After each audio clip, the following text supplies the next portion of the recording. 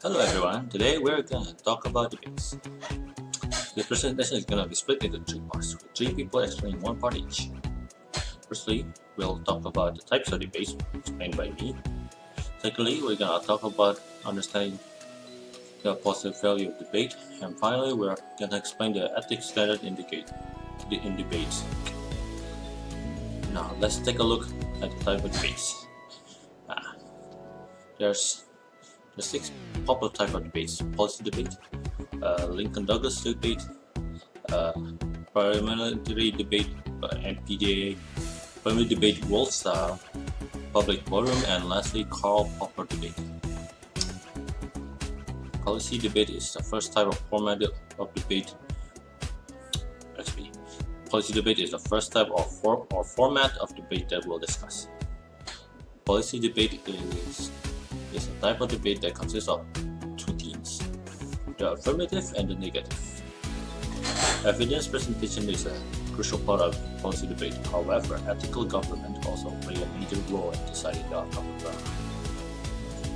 The first four speeches are each 9 minutes long, and each is called a constructive speech. After each constructive speech, the other team is allowed to cross-examine for no longer than 3 minutes.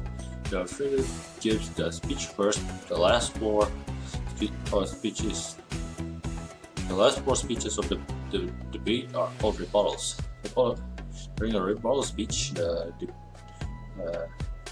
debaters are not allowed to present new arguments, and each rebuttal is 6 minutes long. Negative gives the first rebuttal speech. The second type we'll talk about is Lincoln-Douglas debate. This format uses two people, or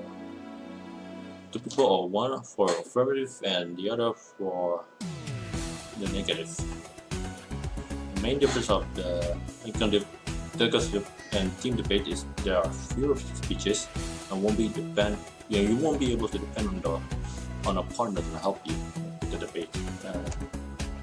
So you'll be all alone for the entire time. So be prepared.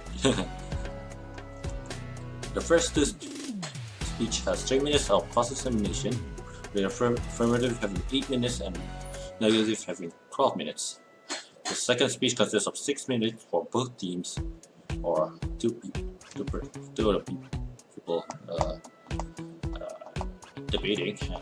Lastly, a third speech by affirmative for 4 minutes. So even if the first two speech, the negative have 4 minutes more than the affirmative, the affirmative cannot have the last will be the only one to have a third speech that lasts for 4 minutes, so it doesn't. So both the affirmative and negative can have the same amount of time regardless. The third type is the Parliamentary Debate MPDA, or National Parliamentary Debate Association. This debate records a different topic, also called a motion, for every round.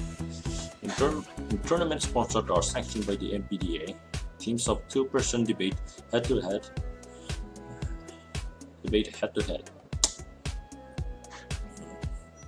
The tournaments usually have 6 rounds. Each round, the tournament will assign 2 debate on the government or the proposition, and the opposition side of the new topic.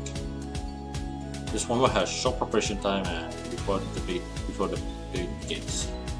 Now, the fourth type is the probability debate world style. It's a combination of the British preliminary and the Australian preliminary formats. So it's a combination of the two. So this results in the debate sparring 8 speeches delivered by two-person teams, the proposition and the opposition.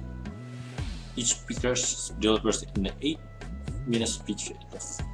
The first 2 subject matter and the third a rebuttal speech. Then both teams deliver a reply speech lasting 4 minutes, with the last word being reserved for the proposition. In junior debate, in junior debates. These limits are changed to about 5 minutes in some local competitions. Speeches are 7 minutes. The speeches are normally 7 minutes for all the speeches, regardless. Now, the fifth debate type is the public forum, also called the third turner debate.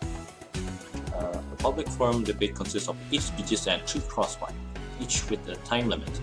The first speech is pre-written and present the team's contentions argument, either supporting or opposing the resolution.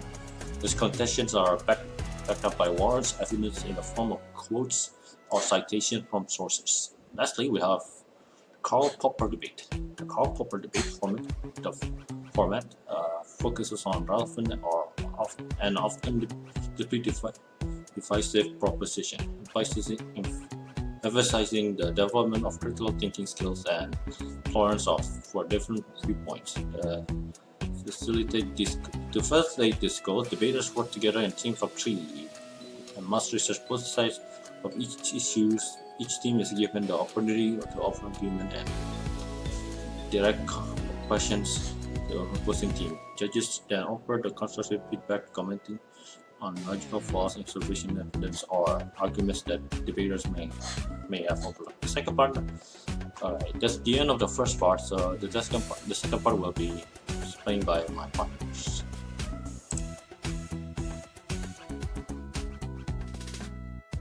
Understanding the positive value of debate. First, debate will teach you how to use reliable source of information. You will learn how to evaluate sources to find those that are most reliable and most valuable. You will gather evidence from many sources and assess and compare their arguments. Number 2. Debate will train you how to develop good arguments and find the flaws in bad arguments. You will learn how to present the best argument for your side and understand the weakness of your own and the other's argument. 3. Debate will teach you how to solve a problem. You will learn how to make comparison and determine the best solution. 4. Debate will teach you how to ask and answer. You will learn how to answer the ask. When they respond to questions, they clarify their own thinking. In another skill, debate will help you to become a better note taker. Debate will take you to become a better organizer. Will help you to become a better research, writing, and listening. I will explain the ethics standard in debate. So many perspectives on debate. Many debaters consider debate game in which the participant shape their thinking and speaking skills. Like a sport debate has rules, team, official, winner and loser. And I remind to you all that debate is not a contest in which the team could have been assigned that the other side of the issue, that the birds traditionally shake hands at the end of the event. This is way indicating that the debate was just a test of skill. And next, the burdens. A failure to meet expectation of the burden can result in losing the bet. The bettors share 3 types of burden. First, one in the burden of proof. That saying the best used for this burden. That say, those who assert must prove. Whoever wants to make a point or an assertion must provide the reason and prove that their point is right. A point or assertion, a significant, outstanding, or effective idea, argument, or suggestion that make up your case. Since most debates are not expert about the topic they are discussing, They must use sources of evidence that provide valid reason. 2. The burden of refutation. It means that if you present an argument in debate and the other team doesn't address it, you win that point automatically, since by its silence the other side has admitted that you are right. The other team is not doing its job, which is to debate your argument. You may also answer several the other team's argument with only one or few response. This type of representation is called grouping, because you take several lines of argument in your notes and group together for your answer. The last one is the burden of rejoinder. The saying is answer to answer. A good debate is like a good table tennis match. That is, when one team hits the ball, the other team returns it. The other team refutes what you say. To refute means to prove something the other side is wrong. You then have the burden of refuting. You have the proof that the other team's argument or response is weak and your argument is stronger.